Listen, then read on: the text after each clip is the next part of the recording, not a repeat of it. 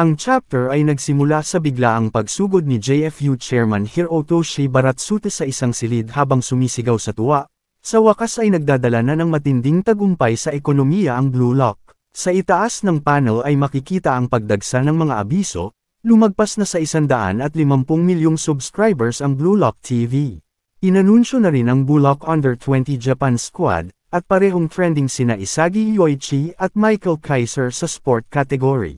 Dumudulas sa tuhod sa sahig ng kanyang opisina habang sumisigaw si Baratsute na nakalikom na sila ng 78 bilyong yen, o higit 29 na trilyon sa peso. Habang sumasayaw na parang may simbolo ng yen sa mga mata, ay sinasabi ni Baratsute na ang Blue Lock TV at ang bagong Egoist League ang nagpalipad ng kanilang kita pataas. Binanggit din niya na maayos na ang ugnayan nila sa FIFA ngayon. Habang abala si Baratsute sa pagdakila sa kapitalismo, ay pumasok si Igo Jinpachi ng walang pakialam, at kinakamot ang ulo at sinabing bilasan lang dahil abala siya.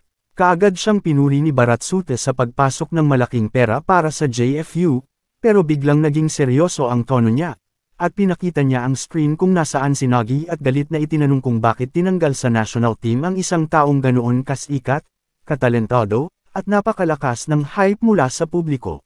Itinuro niya ang halaga ni Nagi, ang social media metrics niya, at ang dambuhalang fanbase para ipakita kung gaano kalaki ang kinikita nila dahil kay Nagi.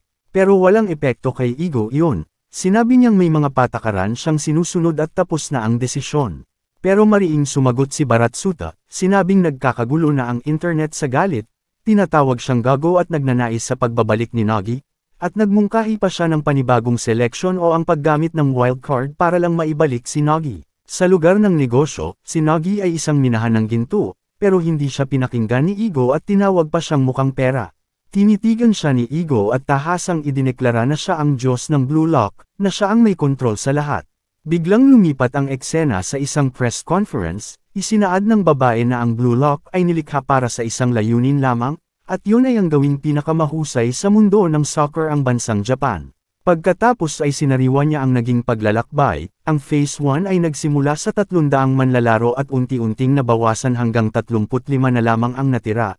At pagkatapos nilang talunin ang orihinal na Japan Under 20 national team, ay nakuha ng Blue Lock ang karapatang kumatawan sa bansa. Sumunod naman ang Phase 2, ang bagong Egoist League, na siyang pumili ng final 23-man squad. Sa gitna ng bulong-bulungan at flash ng mga kamera, ay inanunsyo niya na oras na para sa Phase 3, at yun ay ang Under 20 World Cup.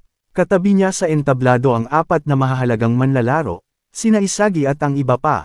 Sumunod ang pinakamalaking revelasyon, na ang Japan daw mismo ang magho-host ng Under 20 World Cup ngayong taon, at may 64 na bansa ang kasali, isang record-breaking na bilang. Ipinakita niya ang mundo na napapalibutan ng mga pambansang watawat, ilan sa mga binigyang diin niya ay ang Brazil, England, Spain at Italy. Kinumpirma rin niyang si Loki ang mamumuno sa France, at ang mga manlalaro mula sa New Generation World 11 ay maglalaro para sa kani-kanilang mga bansa. Si Michael Kaiser para sa Germany, Don Lorenzo para sa Italy. Bukod sa mga pangunahing pangalan, nakita rin ang mga watawat ng USA, China, Morocco, at iba pa. Sa may kumpiyansang ekspresyon, ay idineklara niya na ang layunin ng Blue Lock Japan ay isa lamang, at yun ay ang ganap na tagumpay. Bumalik ang eksena kay Baratsute na ngayon ay nagngingit-ngit sa galit, aniya ay tigilan na ni Igo ang ilusyon na siya ang totoong Diyos dito. Isinaad niya na siya ang nagdala ng football ng Japan, at siya rin ang nakipag-deal sa FIFA para dalhin dito ang World Cup.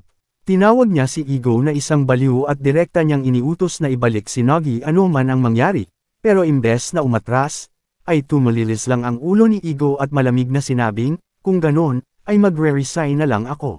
Ayon sa plano, ay napili na niya ang 23 manlalaro na kayang manalo sa Under 20 World Cup, at si Nagi Seishiro ay hindi kasama roon. Walang balak si Igo na baguhin ang desisyon, ipinaalala niya kay Baratsute ang orihinal nilang kasunduan, kung saan ay binigyan siya ni Baratsute ng kumpletong kapangyarihan sa pagpili ng koponan. Pinatibay pa niya ang pahayag, na habang siya ang pumipili ng Final 23, si Nagi ay hindi isasama. Halatang galit na galit si Baratsute, pero bago pa natin makita ang buong reaksyon niya, ay bumalik na tayo sa press conference. Doon ay binabato ng tanong ang babae, makikita ba natin ang mga sagupaan tulad ng Loki laban kay Rin, o Kaiser laban kay Isagi, at Don Lorenzo at World 11 kontra sa Blue Lock 11. Sa tinig na puno ng karangalan, ay sinagot niya na oo, parating ang mga segupaang iyon. Ipinaliwanag niyang kung dati ay parang bunso lang ang Under-20 World Cup sa main event, ay iba na ngayon. Dahil sa tagumpay ng Blue Lock sa bagong Igo West League at sa pandaigdigang kasikatan ng Blue Lock TV, ay nahuli nito ang atensyon ng buong mundo. Tulad ng kung paanong kinahuhumalingan ng Japan ang baseball, ang Under-20 World Cup ngayon ay magiging iconic din. Hinimok niya ang mga tao na kilalanin ang pagbabagong nagaganap. Ang World Cup win para sa Japan ay hindi na lang isang malayong pangarap.